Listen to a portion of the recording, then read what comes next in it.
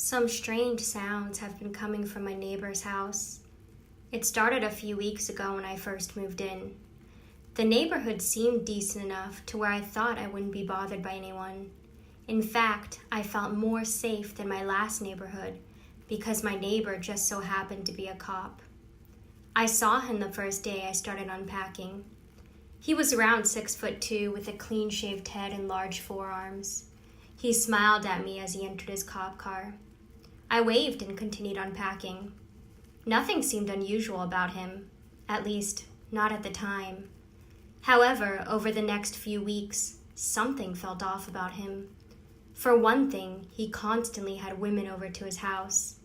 They were always a little bit on the thicker side, but not thick enough to be considered obese. I'd watch from my window hoping to get a glimpse of what they were doing, but his blinds were always closed.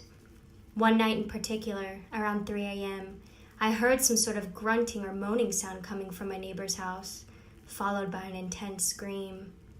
I figured that he was into some kinky shit. I tried to tune out the noises, but they continued for another 10 minutes, until nothing. Complete silence. At the time, I hadn't thought much about it until night after night, he brought home another woman. Some nights I didn't hear a thing, but other nights, the strange noises continued. The following week, I heard a knock on my door. When I looked in the peephole, there was my neighbor. He was holding a small box of pastries. I saw his foot tapping against the cement, patiently waiting for me to open the door. He knocked again. I knew there was no way out of it. I opened the door and smiled. "Oh, hey there." I sound a little bit too overenthusiastic. "Hello," he said, rubbing his shaved forehead. "I'm Merle. I didn't get the chance to properly introduce myself. I've been extremely busy." "Oh, it's okay. Me too," I say.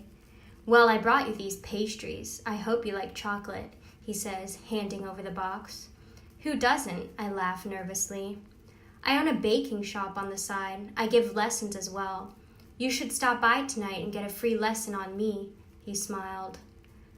"I don't know. I wouldn't want to intrude," I wearily say.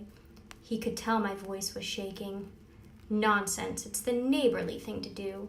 See you at 7, he said, starting to walk back to his home. I spent the day pacing around my house, not knowing what to do. If I didn't go, he'd keep pressuring me and start to get suspicious. However, if I did go, I could possibly figure out what the fuck I was hearing all night long. As I dwelled deeper into my thoughts, I looked over at the clock, which reached 6:54. It was now or never.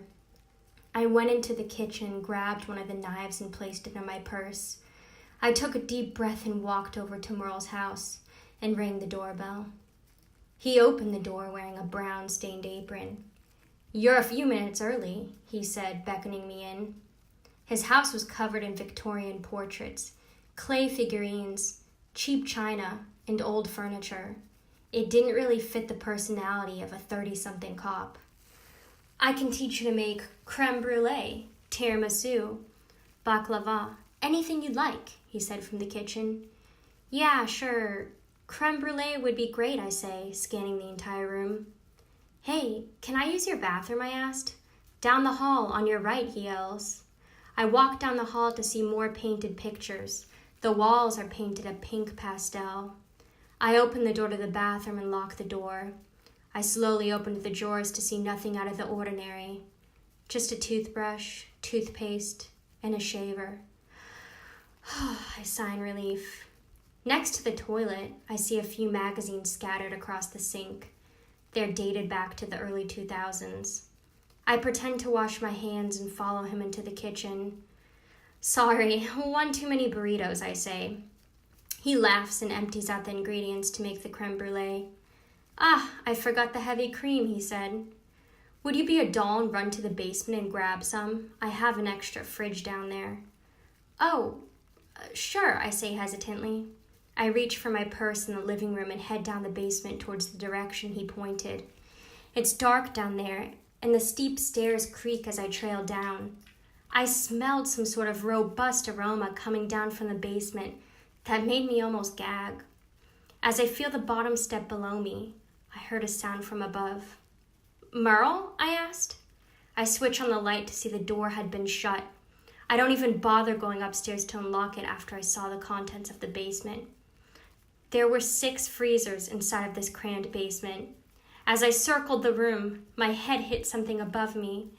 I looked above to see large chains above my head with shackles. That's when I heard it. The strange moaning sound yet again, coming from a large freezer.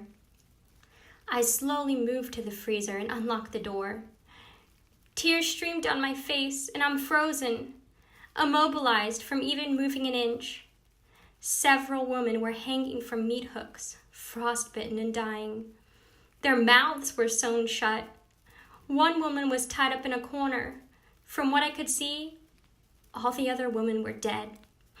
I reached for my purse and attempted to cut her mouth open without cutting her lips.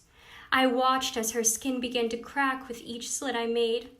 Finally, I cut off the last string as she let out another deep moan. Help me, she said in between shivers. I cut open the string and hoisted her out of the freezer. I held onto her as she continued to shiver. When I saw her better in the light, I recognized her as the thick girl I had seen walk into the house a week earlier. What the fuck is he going to do to us? I asked. He's a sick man, she said in between sobs. He said he could teach me how to bake, but he trapped me in the basement, she said, falling to the ground. I hold on to her, attempting to warm her up. We don't have much time, I say.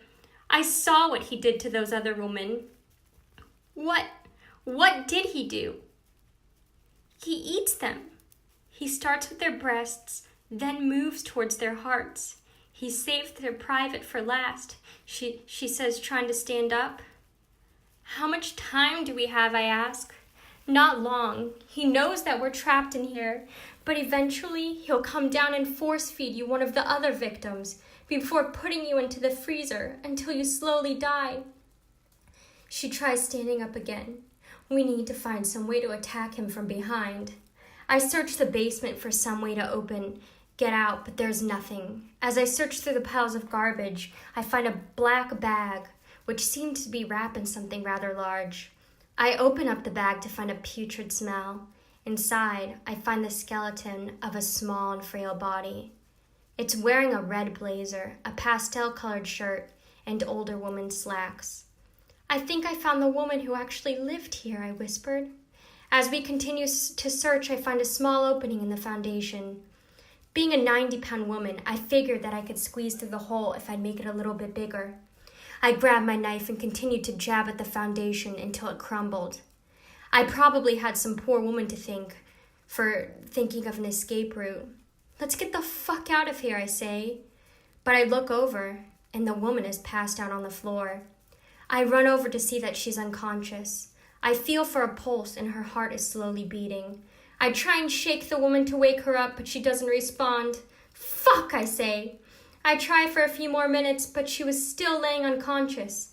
I decided to escape and come back for her. I run to my house and unlock the door, and quickly shut it, including all my windows. I lock myself in my room with my knife. I didn't know what to do. Who would believe me that the cop next door is a cannibal? Moments later, I heard the doorbell ring. I knew it was him. I reached for my cell and dialed 911.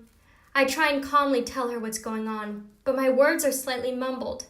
Help is on the way, ma'am, the dispatcher says. I don't want to be next. I don't know what to do. I know he's watching me. I can see him staring at me from my window. He's smiling, still wearing his brown-shaped robe. Except now, there's flesh blotches of red on it. He goes back into his house for about 5 minutes and returns in his uniform. I watch as the police pulls up to his house. He greets the other officer. They talk for a moment. As the cop gets back into his car, No, I yell. Where are you going? My phone begins to ring. It's a private number. Hello, I managed to say. Usually I prefer to eat women who are a little on the thicker side. The man pauses, but I'm starting to get a little thick myself. I think it's time for me to go on a diet.